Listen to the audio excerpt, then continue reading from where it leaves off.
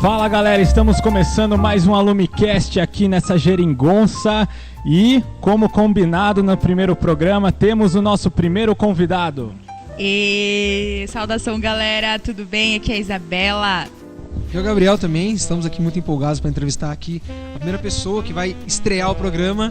E bom, esse cara mora aqui na cidade, nasceu e mora aqui, é ator, diretor, autor, já estudou em escolas que quem conhece de arte manja bastante e ele manja muito. Já estudou na escola do Rio, que é a Cal, em Campinas estudou na Macunaíma. Já estudou na escola Wolf Maia de São Paulo e atualmente está começando com um grupo de teatro aqui na cidade. E estamos aqui com o Newton Gomes. É isso aí, galera. Bom, queria agradecer o convite, é um prazer imenso estar aqui. Queria dizer a vocês, meu primeiro convite para entrevista. Estreando o programa, olha só. Estreando o programa, oficialmente. Isso aí, estou muito feliz de estar aqui. Parabéns pela iniciativa. Acho que a minha felicidade maior é exatamente por isso. Parabéns pela essa iniciativa aí. Bom, Newton, antes de começar a nossa entrevista, nosso bate-papo, a gente queria falar aqui um pouco do objetivo do programa. Essa ideia que foi abraçada pelo secretário de Cultura tem como finalidade fazer um registro, tanto em termos de visual como auditivo, dessas personalidades de alumínio que despontaram. O nome do programa é Alumi, que significa ex-alunos, não é por causa de alumínio, não é falta de criatividade, que fique bem claro isso. Também, né? Vamos porque nós somos muito criativos. Nós somos chiques. Alumi vem do latim, que significa ex-alunos. Então é um programa voltado para a juventude de alumínio e o maior objetivo aqui é fazer esse registro de tantas pessoas importantes que passaram. E não são só pessoas jovens, a gente também quer entrevistar pessoas mais velhas, adultas, crianças, o que for, o que estiver despontando aí na sua área. Com certeza. Certo? E você, como um cara que já passou pela vida de bastante gente que faz teatro aqui em alumínio, eu já tive aula com você, aprendi bastante coisa, pra mim, interpretação do palco, em relação à música, e a gente tem muitas dúvidas, e hoje a gente vai sanar todas elas. E a gente queria saber como que você descobriu essa aptidão pro teatro, como que você começou com isso, quando você percebeu que você queria levar isso pra sua vida, e como é que você pensou nos passos pra chegar onde você tá até agora.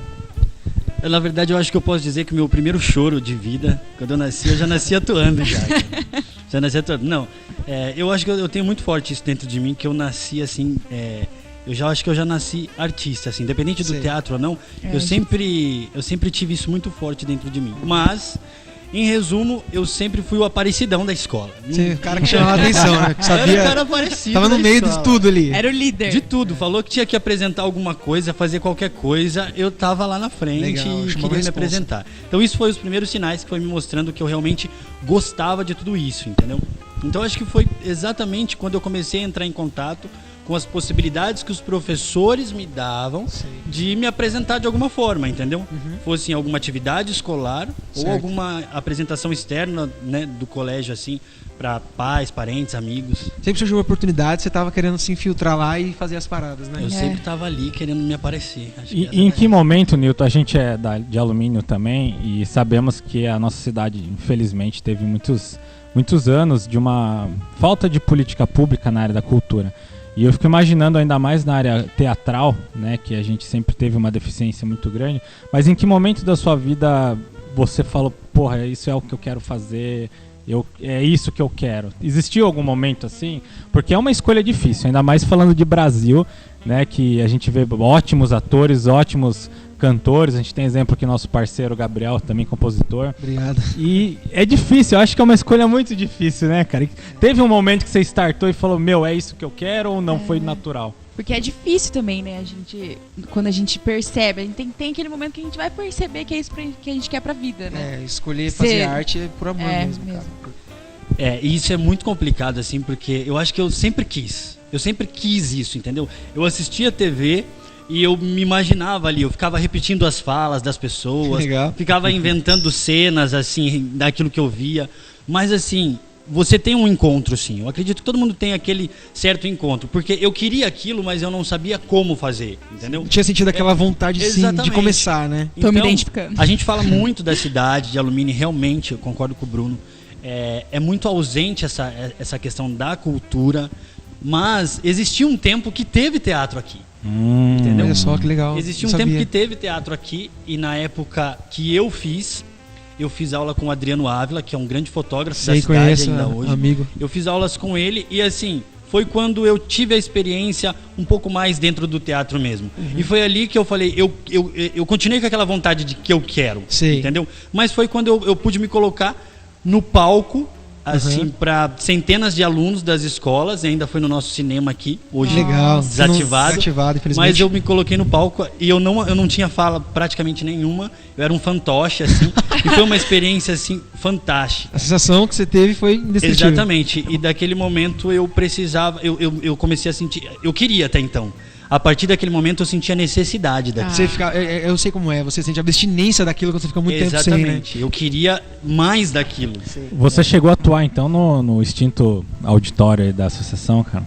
Cheguei algumas vezes. Nossa. Não só dessa vez, mas depois de alguns anos eu participei do teatro da CBA, né?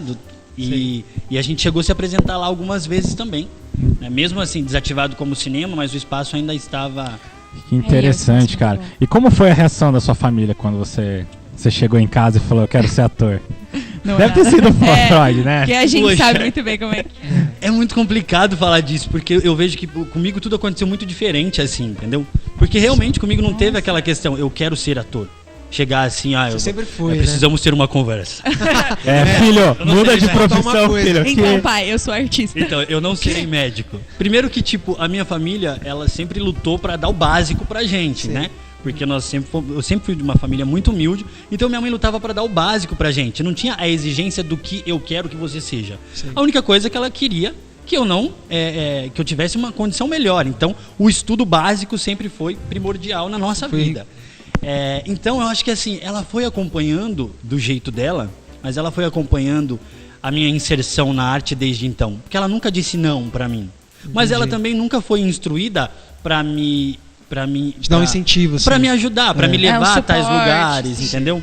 Então assim, então não teve aquela questão de que tipo, quando eu cheguei e disse, não teve isso. Eles foram participando muito pouco, porque na maioria das vezes eu me apresentava muito sozinho. Fazer uma ponta ali. Exatamente. Então não tinha. Assim como eles nunca me encheram o saco na questão de tipo, eu não quero que você seja isso, eu também nunca enchi o saco. Vai na minha apresentação, vai me ver. Mas eu sempre olhava pra plateia e sentia falta de alguém lá. Eu também sei como é.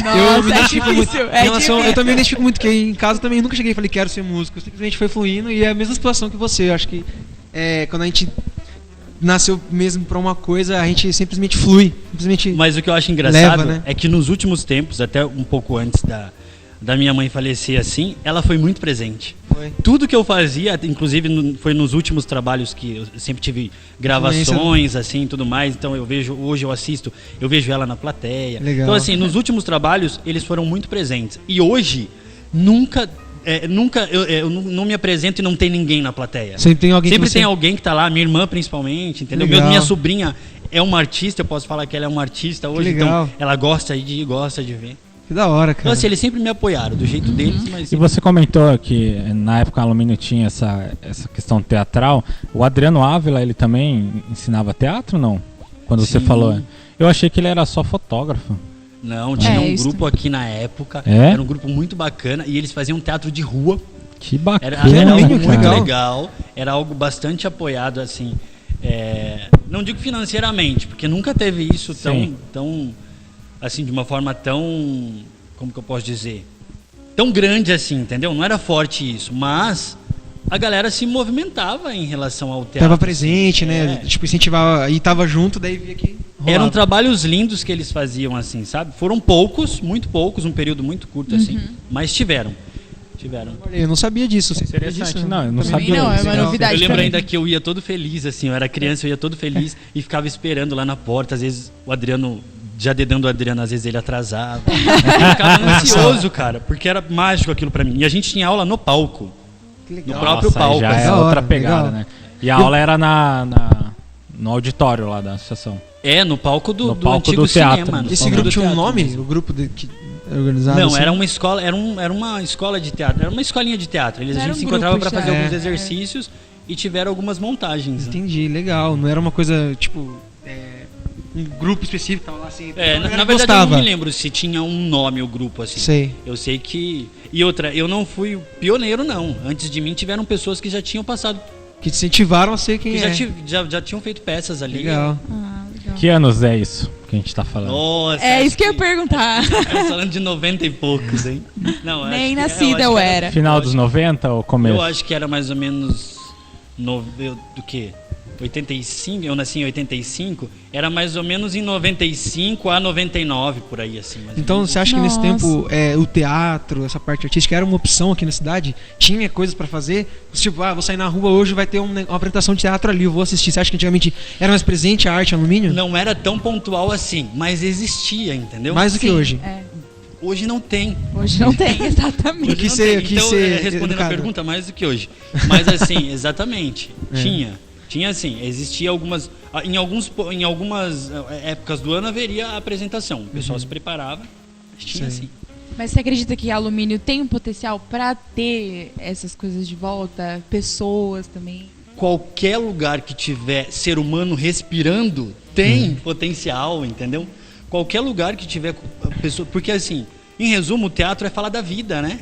Então se tem realmente pessoas vivendo já é arte, né? E se socializando, isso aqui é uma cena de teatro, entendeu? De repente eu vou dar um tapa na... Tudo bom? É verdade, então. Então, tem potencial. Na realidade, há esse até preconceito, né, da nossa cidade não ter nada para oferecer e não gerar nada. Mas a gente vê cidades como Tatuí, que é minúsculo, né, acho que até menor. E tem um maior conservatório, né? E foi criado, né, um dos maiores conservatórios e é um polo cultural, não só na área de instrumentos e música, mas lá também tem um movimento forte de teatro. Sim. Mairim, que em algumas épocas também eu ouvi falar que existem algumas movimentações mais na área da música. Então eu acho que é o que o Newton disse, é questão de criar esse novo público, né? Essa nova escola, porque eu acredito que isso é inerente ao ser humano, né, Newton? É claro que assim, as finalidades às vezes não é de formar atores para ir trabalhar na Globo e para fora, mas de repente é usar a arte para trabalhar essas questões humanas, né, do cara, autoestima, psicologia. E eu acho que isso realmente faz falta, né, cara? A gente falou aqui que alumínio hoje em dia não tem nada sobre isso. E geralmente as pessoas de alumínio que conseguem dar um up na vida em relação ao que fazem, saem daqui. E você mora aqui até hoje. E por quê? Você tem algum motivo ou você simplesmente gosta daqui? Exatamente. Por quê? Não, tem um motivo, sim. Primeiro que eu não preciso sair daqui para eu fazer o que eu gosto. Porque eu posso falar para vocês que eu me formei dentro do que eu queria, sem precisar sair daqui. Certo. Entendeu? Eu sempre fiz muitos projetos aqui, sem precisar sair daqui. Certo. O único problema é que o que eu vejo é que eu ainda não consegui viver só disso. Entendi. Entendeu? Talvez por quê? Porque eu ainda acredito que ainda há tempo de fazer algo aqui. Certo. E que talvez eu possa ser uma pessoa que possa agregar nisso. Entendi. É aquilo que o Bruno falou. Falar de teatro, falar de arte vai além, entendeu? Exatamente daquilo ali. Porque isso, dentro da vida do ser humano, é muito grande, cara. Soma-se para muitas coisas. Realmente. Então é que nem a gente tava falando. Mairim, o Bruno falou que sempre ouviu falar que a música lá sempre teve alguma movimentação. O teatro ainda tem. Ainda tem. Você pode ver que vira e mexe. Eu tenho uma prima que é de lá, bem mais nova do que eu, mas que assim, tá em projetos envolvidos lá, sabe? Mas por quê? Porque nunca parou.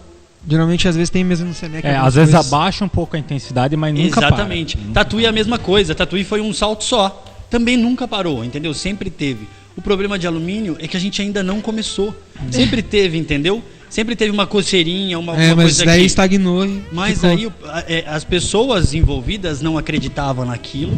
E as pessoas que poderiam fornecer ferramentas, condições também. Então, muitas pessoas escolheram sair daqui.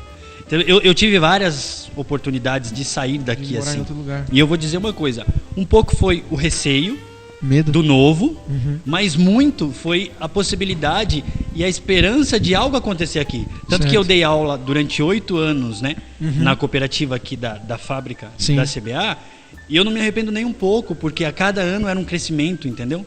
Eu acompanhei de perto, eu já participei de 2 peças como convidado dele e é lindo. Você vê a galera na plateia deslumbrada. E eu não tô falando isso porque eu conheço ele, porque realmente é muito bom. Eu assisti, eu fiquei... sabe, outra coisa. Você veio aqui, né? Verdade. Assisti, e o cara escreveu a peça, o cara escreveu cada personagem, desenhou as roupas ali, fez um esboço, cara, é lindo, cara. É lindo. E era assim, era muito legal, era muito bacana o público que ia, mas eu andava na rua depois disso e as pessoas falavam assim: sério?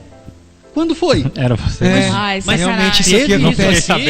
Eu tava no meu 8º ano apresentando, fazendo um espetáculo, preparando a galera o ano inteiro. E é por isso que eu falo com autonomia que tem como a gente formar bons atores aqui, porque a molecada mandava muito bem. A molecada brilha demais. E as pessoas não sabiam, assim, que tinha, ou então que... Falava, mas a gente divulgou bastante. Eu descobri por causa de você. Se eu não tivesse participado, eu não ia saber. E aí eu vi... Quando você tá no meio, você percebe que as coisas acontecem. Porque eu via flyer. Depois que eu comecei a ensaiar com você, eu via os flyers, eu via no Facebook. Mas quando você não sabe que existe, realmente você... E é uma prova de que, tipo, não existe. Porque quando existe algo, as pessoas vão procurar. O que será que vai ter esse ano? Realmente. Agora, quando não existe, a gente fica...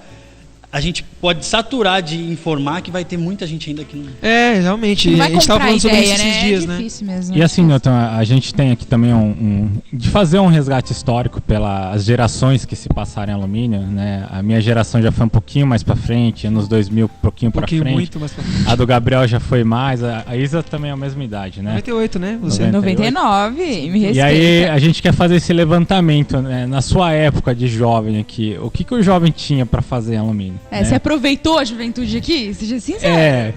O que vocês faziam assim? Não tinha nada, mas onde a gente ia? A gente ficava igual na minha época, a gente ficava na Vila Industrial tocando violão na esquina.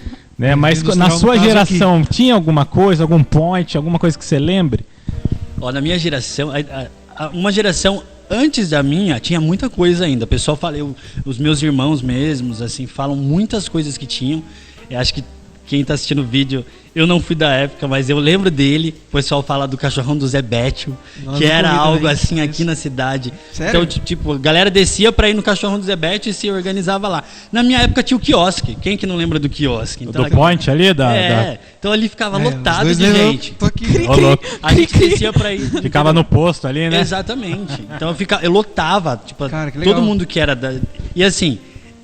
eu era de grupo de jovens, né? Então eu tive muitos amigos que vieram do grupo de jovens e que foi muito importante pra mim.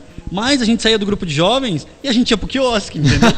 Nada, então, se misturava todo mundo ali no quiosque. Legal. Então, o Newton é da época, vocês talvez eram mais novos, que a festa de alumínio era aqui. Não, eu já fui também na festa de alumínio aqui na Vila. Saudosa festa de alumínio, que era uma puta festa, né? Era boa, hein? Não, aquele espaço era bom. Era Nossa, a gente esperava o ano inteiro pra duas coisas em alumínio: a festa e o baile do Havaí. O baile do Havaí não tem mais, né? Eu já cheguei aí em um Eu acho que tem ainda. Tem ainda? Mas então, Newton, 2 anos que não tem. Tudo bom? Não tem? Não tem, né? Há 2 anos, mas... Há 2 anos. A época dos meus pais aqui, que minha mãe foi criada aqui, né, na Vila Industrial, diz que o baile de alumínio que tinha nos anos 80, do Havaí, diz que vinha gente de Sorocaba, São Roque, diz que bombava. Não, a festa de alumínio também. Até na minha época que eu fui, bombava. E antes do baile do Havaí, baile do Havaí, porque vocês ainda pegaram. Mas antes disso, tinha um baile country aqui em alumínio. Country? Era um baile Sério? Country? Tô falando. Nada a ver, né? E era fenomenal. Sério? Era da hora? Essa é a novidade. Eu estreiei a minha vida de balada no baile country aqui em alumínio. Olha, já pegou seus primeiros passos, de interpretações, né? Estreiei e foi fantástico, assim, cara. Que legal, e lotava, era na quadra da associação e lotava. Caramba. Era nível baile do Havaí. Caramba, velho, que massa. Você também chegou a frequentar o Mix, né? Primeira balada eletrônica de alumínio, vocês não lembram disso? Balada eletrônica alumínio, velho. Não, mas o Mix bombava, era no quadra. Nunca nem ouvi. A gente se sentia no Runa lá. Você pegou, né, Newton, essa época? Com certeza. E o mix foi uma coisa tão forte, alumínio, que o público de alumínio hoje ainda é o público do baile mix. Porque é difícil você fazer algo para alumínio hoje num gênero só.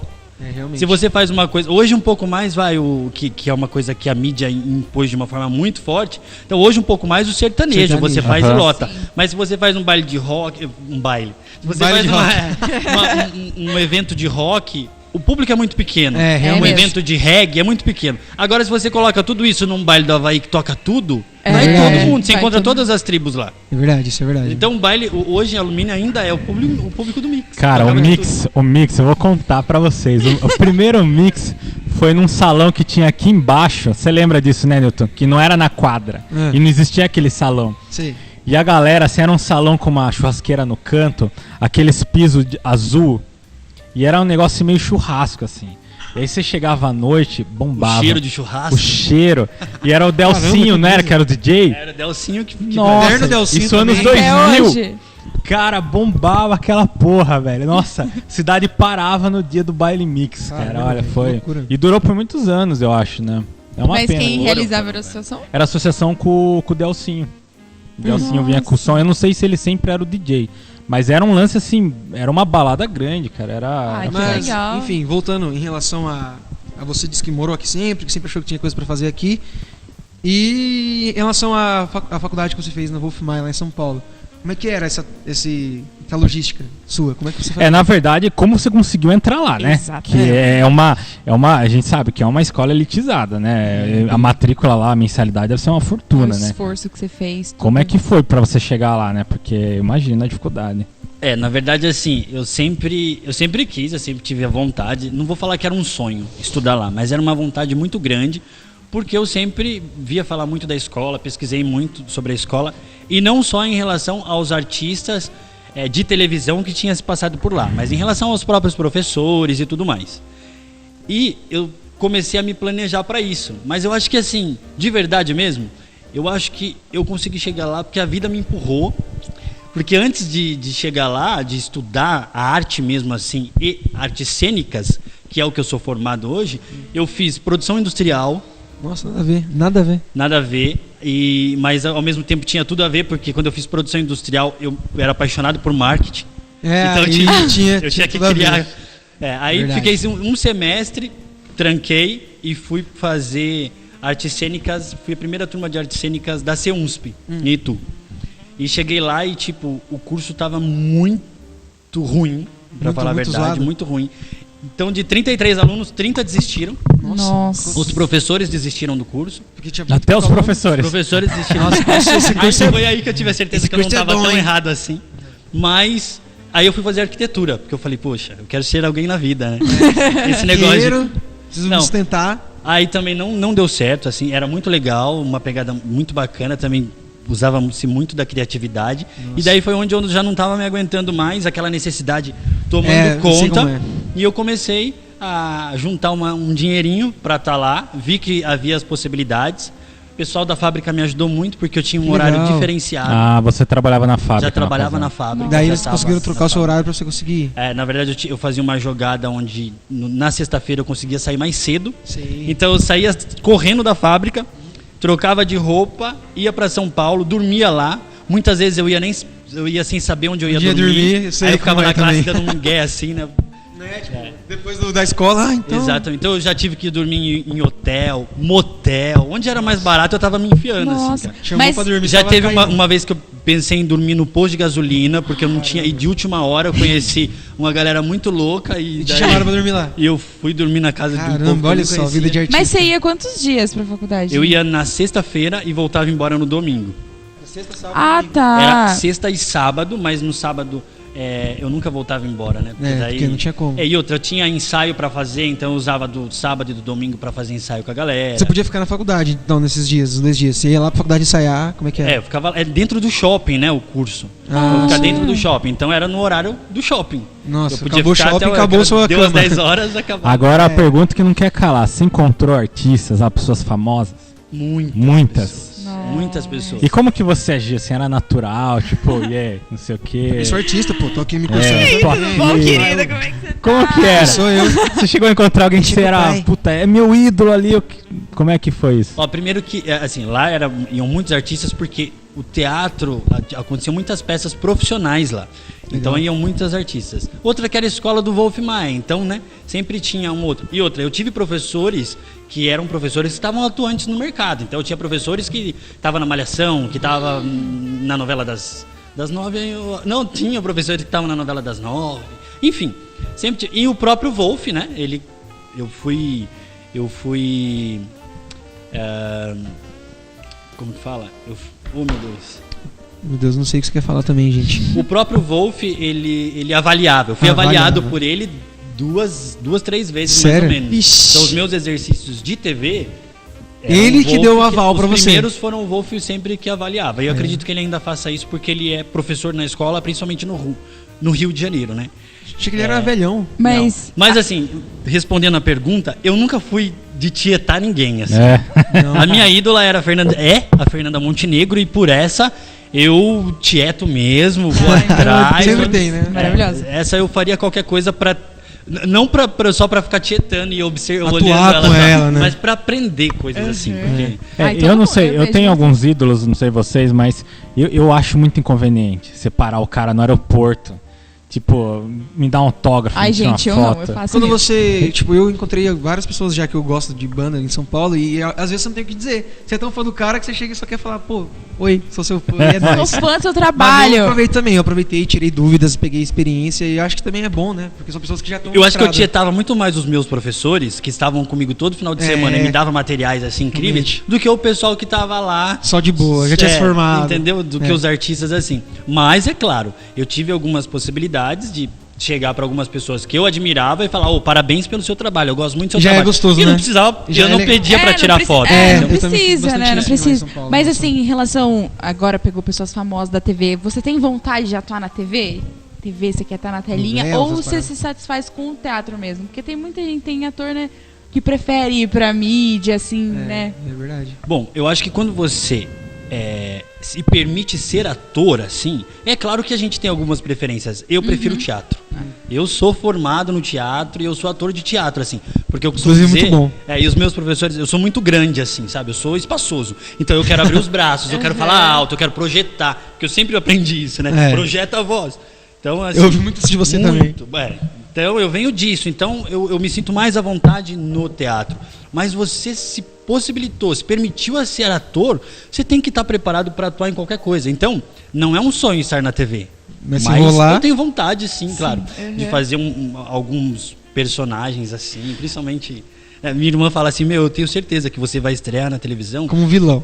Como escravo. Eu falei, escravo? Vai ser maravilhoso, porque eu acho muito louco, eu acho muito legal, muito isso é uma atuação bem... Você já assistiu alguma novela de escravo? Você vê o olhar daqueles caras? Os caras têm que ser bons. A atuação interna deles, né? Não a atuação interna, tem que sentir muito, né? A movimentação deles interna, assim... o subtexto deles... deve ser difícil agora para o professor. É fenomenal, assim. Eu acho que eu ia amar. Eu acho que novela é uma coisa muito... Porque parece de verdade. Tudo que eles fazem lá parece... São 3 veículos totalmente diferentes, né? TV, cinema e teatro. Então... Esqueci de mencionar o cinema também, né? Verdade. Você tem vontade de fazer filme. Mas eu tenho muita vontade de fazer filme. Inclusive, eu estou estudando a possibilidade de fazer uma nova faculdade. E legal. Tá tudo direcionando pro cinema, sabe assim? As coisas estão levando você a fazer cinema.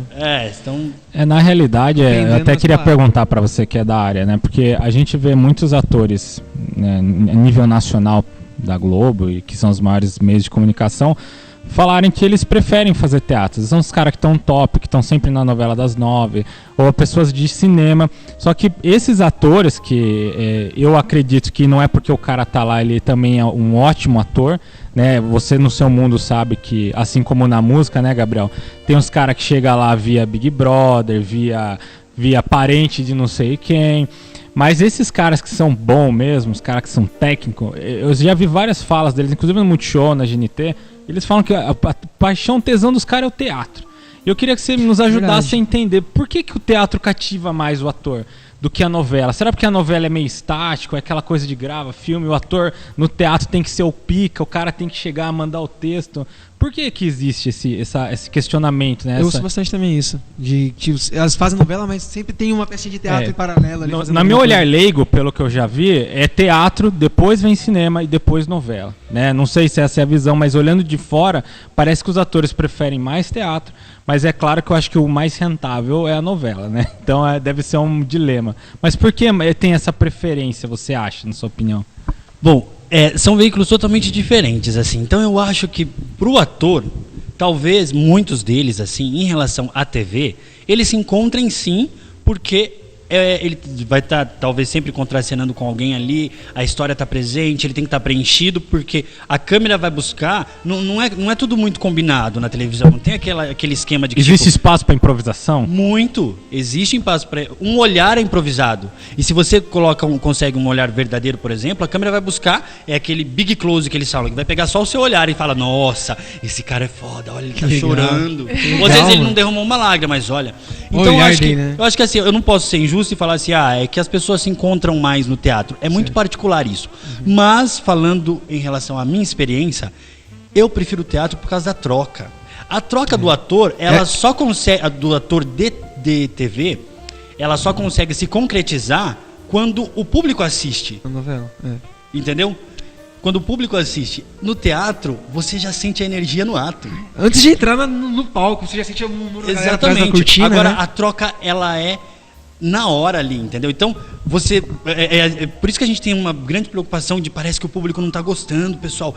Vamos lá, vamos para cima. Legal. Mais energia. Uhum. Então, a troca é na hora ali, o calor, entendeu? Uhum. A respiração do público. Você sente quando o público cola na cadeira.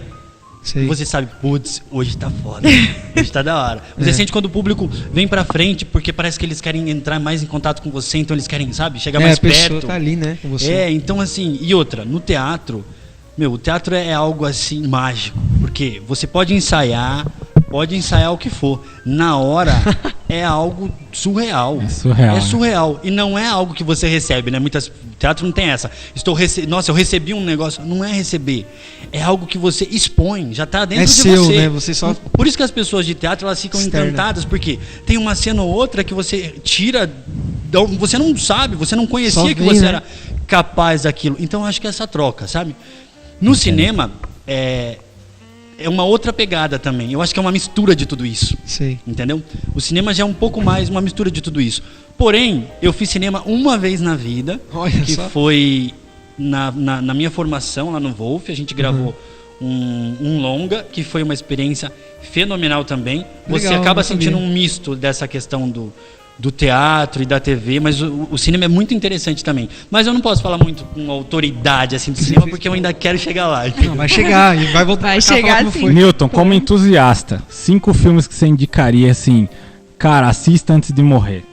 E também pra quem quer fazer arte, que, igual você, ou um livro, alguma coisa do tipo, pode indicar o que você quiser aí agora. Nossa, é muito difícil assim, porque primeiro que eu tenho a memória muito curta. Sim. Então assim, lembrar de nomes de filmes, mas vamos lá.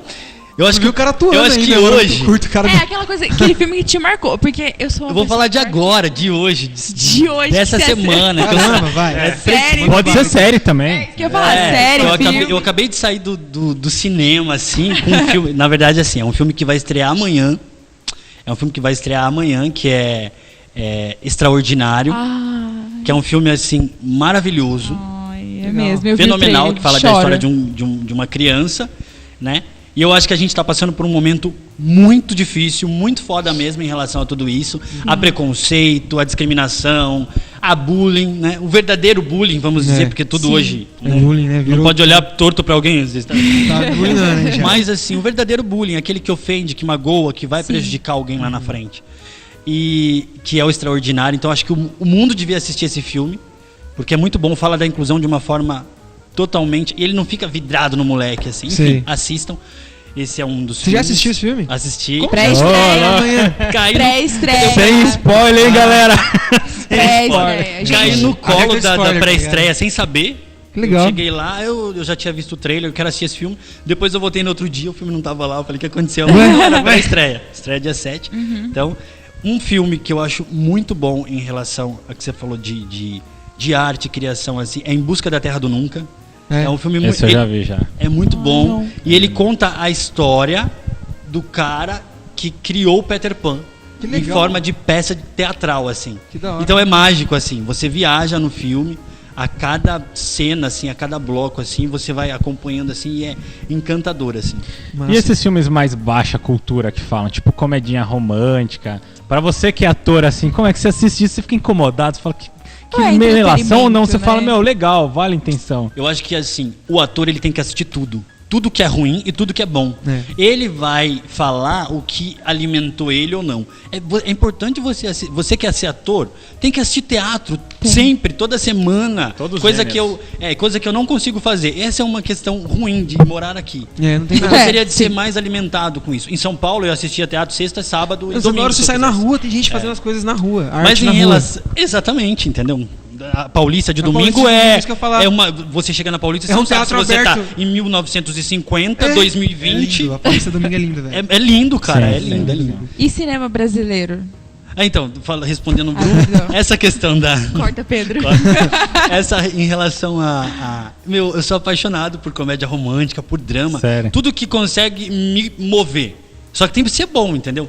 Por exemplo, eu já assisti... já assisti 12 vezes o filme e não vou lembrar do nome Diário agora. de uma Paixão. Diário de uma Paixão. Acertou, caramba. Não foi Diário de uma Paixão. Não era? Eu tava muito empolgado. Titanic. Não. Nossa, Um Amor pra Recordar. Um Amor pra Recordar. Meu Deus Eu assisti do aquele céu. filme assim. Esse é com... Como que é aquele? Eu acho que eu confundi mesmo. Não lembro. Não é esse? Não, eu confundi. É desse que eu tô falando, da menina da borboleta.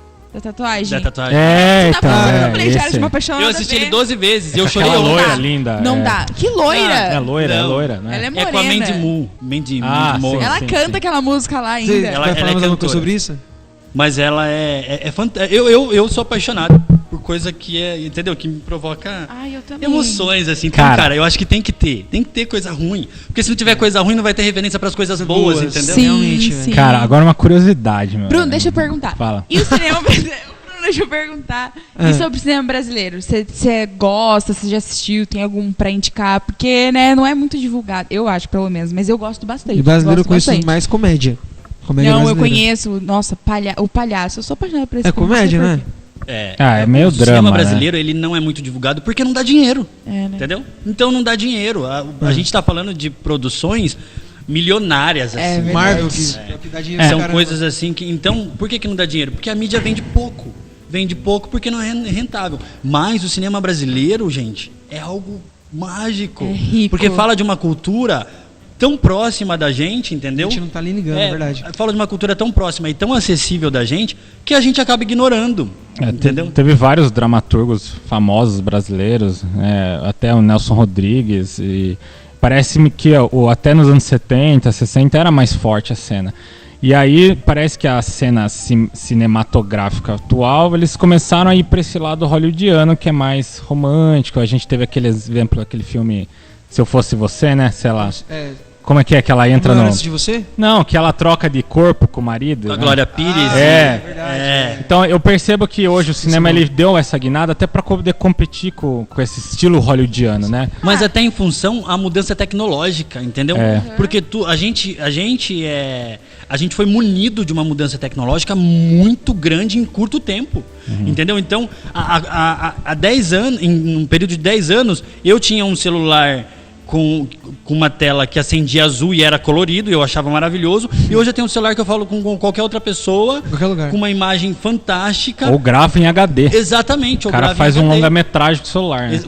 Exatamente. E ganha prêmios e tudo ganha mais. Prêmio, né? Então a gente foi munido. Então a gente, assim, o Brasil não estava preparado para tanta modificação assim. Sim. Então eu acho que assim, tem que acompanhar assim. Tem que acompanhar, a gente não pode ficar fora. É exatamente em relação ao alumínio, entendeu?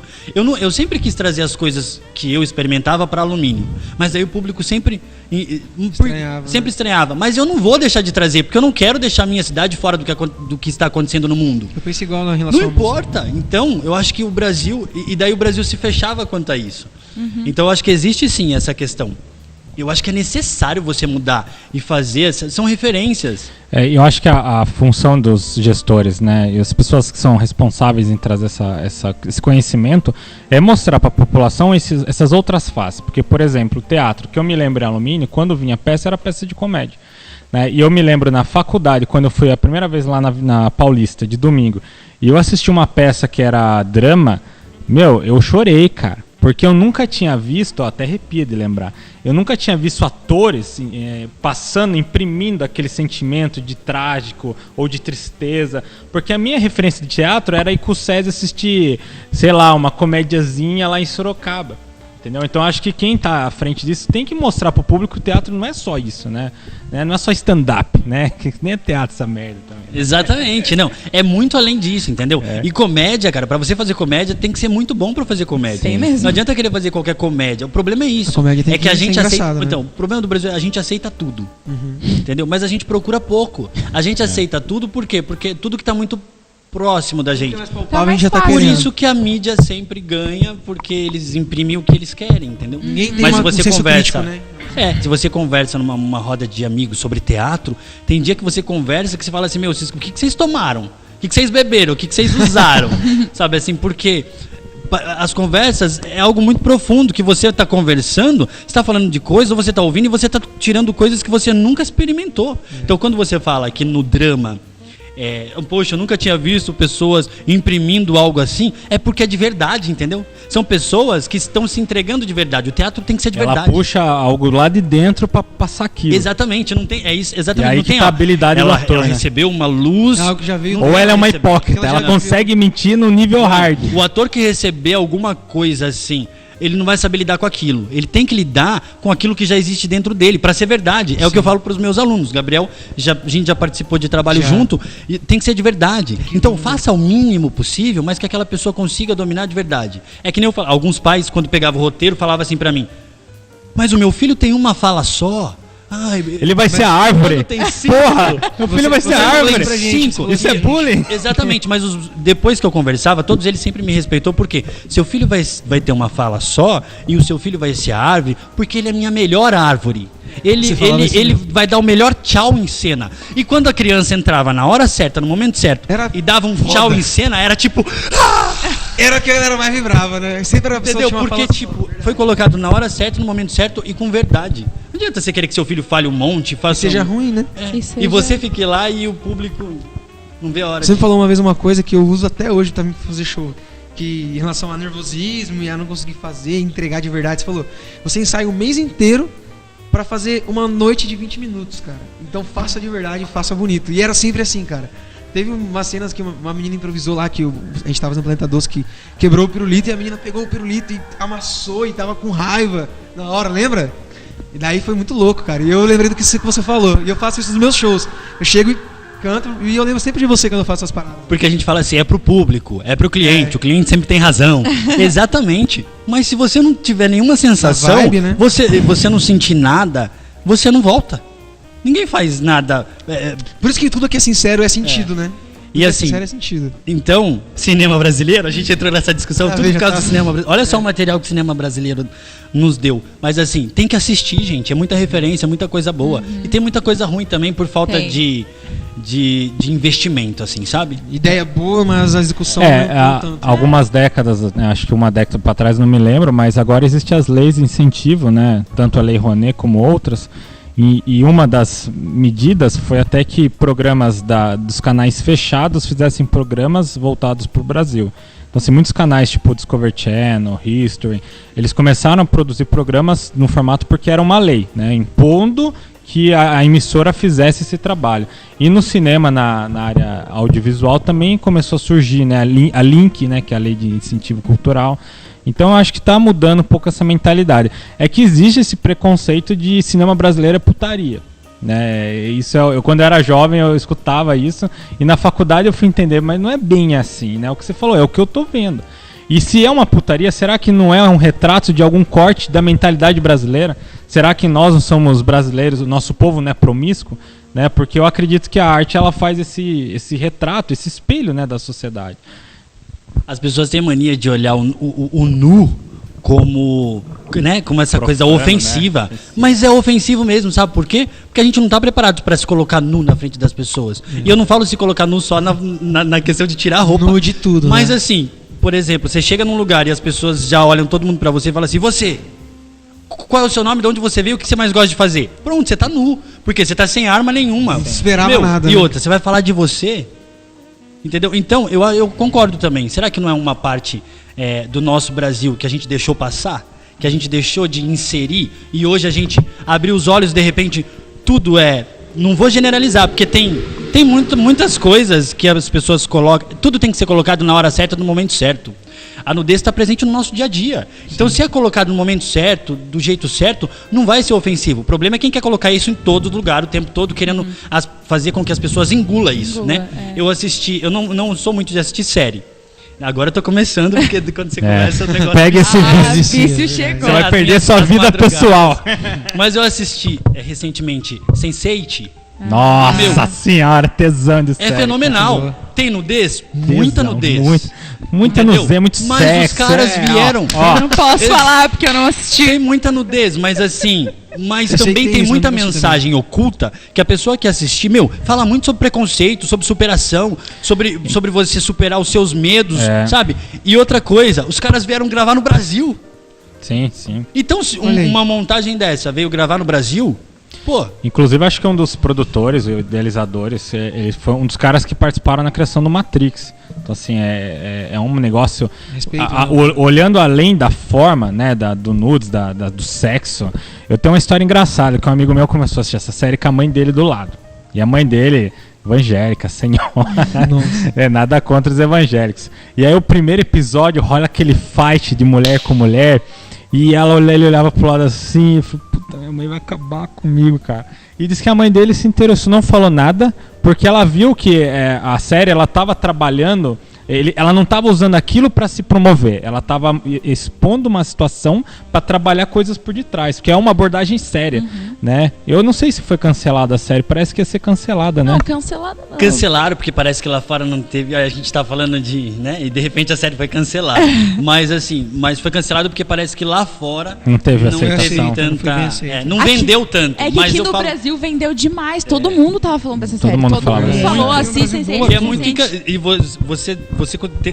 Eu sou muito assim, quando você é ator e você entra em contato com as ferramentas por detrás das câmeras, pelos bastidores, né?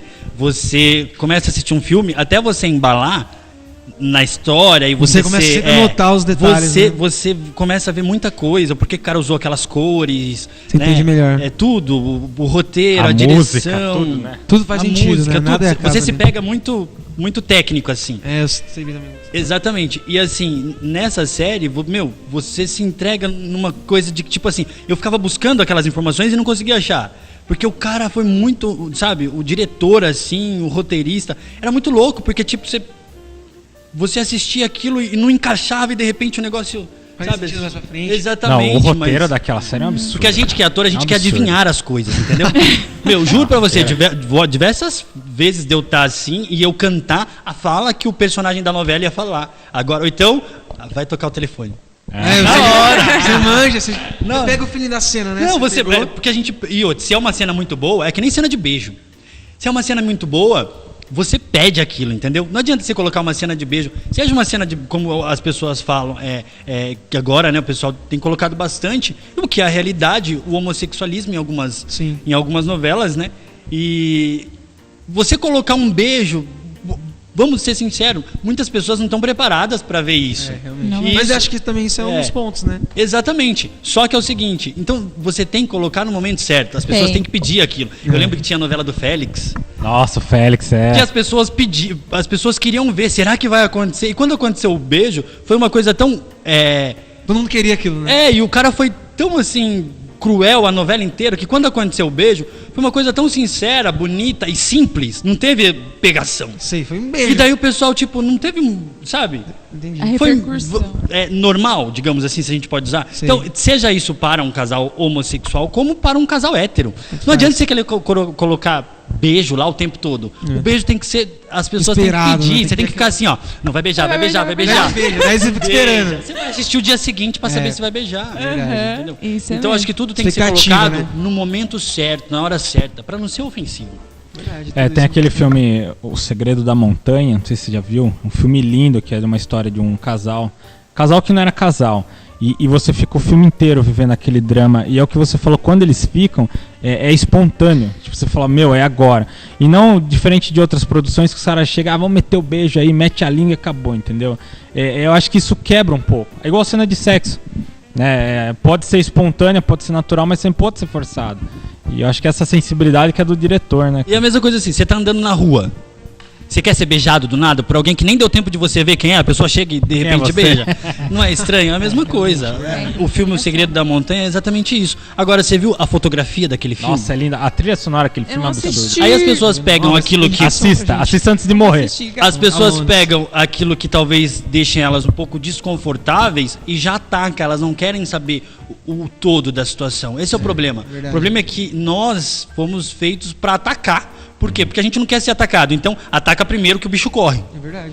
Né? E agora, quando você para ouvir, para entender um pouquinho, não precisa entender tudo, porque a gente não está aqui para formar. E é uma coisa que vai diluindo depois, né? Você pega agora e entende depois também algumas coisas. E eu tenho certeza, toda a arte, tudo, em algum momento você vai ver alguma coisa que vai tocar você.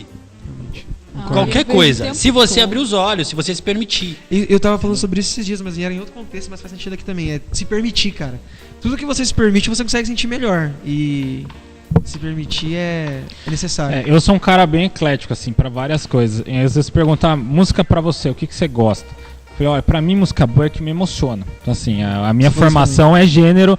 Eu gosto de rock, fui criado nesse contexto. Mas eu também escuto sertanejo, forró, várias coisas. Mas são músicas específicas que conseguem tocar esse sentimento meu. Né? E eu acho que quando você entra na arte com essa cabeça fechada, além de você não aproveitar o maior que a arte tem, que é realmente quebrar paradigmas, desconstruir ideias, provocar, lançar perguntas, você fica fechado ali no seu mundinho, né? E é o seguinte, que a gente recebeu uns presentinhos. Verdade. Presentinhos. Temos um presentinho. Eu tô me sentindo blogueirinha, gente, blogueirinha. Tem um patrocínio aí que a gente programa conseguiu. Especial mesmo. Pega lá, Gabriel, pega lá. Vou pegar aqui e já mostro pra vocês. Calma aí, só um minuto. A gente recebeu, galera, do Empório da Gula aqui de Alumínio, que é um lugar que faz lanche que é sensacional. Sensacional. O Newton também deu uma conversada lá, eles apoiaram o programa. E, cara, é lanche que é bom demais. A gente vai deixar tudo pra vocês na descrição do vídeo. Número, endereço, pra quem mora aqui na cidade, pra quem não mora também venha visitar. E, mano... É disso que entrega, galera. Muito bom. Eles vieram trazer pra gente, apoiaram aqui a nossa iniciativa. E... apoiaram sem saber o que era, mas tudo bem. Tá aqui, ó. Papelzinho. Chega aí. Deixa eu ver. Filma aqui. Deixa eu ver. Aqui, ó. Vou mostrar aqui também. E isso é muito legal mesmo, gente, porque, tipo assim, a Empório da Gula, eu tava conversando com eles hoje à tarde, falei que ia vir aqui, e é exatamente isso. Eles acharam muito interessante a ideia do programa. Legal. E assim, sem nem ter começado direito, né? Estamos aqui no primeiro programa. Eles tiveram a iniciativa de fazer esse agrado pra gente aí. Então acho que é nada mais justo. Olha só. Mano, esses lanches. Tirei umas fotos aqui, ó. Vou abrir pra mostrar aí. Tá filmando? Então, filma aqui, bem pertinho aqui. Obrigado realmente, Empório da Gula. McDonald's? O que cara, é McDonald's? É lanche de... É lanche. Lanche. Barbecue, linguiça. Dá licença. Barbecue. E frango, ó, vocês podem pegar, gente, é loucura demais esses lanches, olha. Cara, gente, vou dar uma licencinha porque momento... E é isso então, Empório da Gula, muito obrigado, vocês são fodas. Muito obrigado. Tem Facebook também, vai deixar na descrição, mas eu vou falar aqui, facebook.com/Empório da Gula SP e abre toda de terça a domingo, das 7 às 11. Então peçam, eles entregam. A gente vai deixar na descrição, vai fazer uns steaks aí. E agora a gente vai comer. Nutricionista, me perdoa. É isso, muito obrigado, Newton. Valeu, é isso. Obrigado e vamos lá, né? Tchau, gente. Fechou. Beijo. Valeu.